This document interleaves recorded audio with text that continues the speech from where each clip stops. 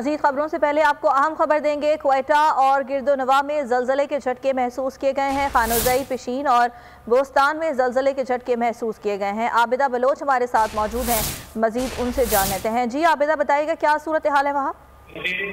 जी बिल्कुल, कोयटा और गिरदोनवा में ज़लज़ले के झटके महसूस किए गए। इसके साथ साथ खानोज़ई, पशीन, बोस्तान और ज़ियारत में भी ज़लज़ले के झटके महसूस किए गए। ज़लज़ले की जो शिद्दत है वो 4.8 रिकॉर्ड की गई है।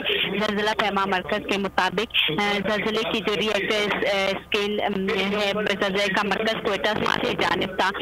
ताहम ज़ियारत में जो है ज़लज़ले की शदीद झटके महसूस किए गए, जिस पर लोग कलमा तैयबा का वेट करके घरों से बाहर निकल गए। जी ठीक है आबिदा, इस बारे में आगाह करने के लिए बहुत शुक्रिया आपका।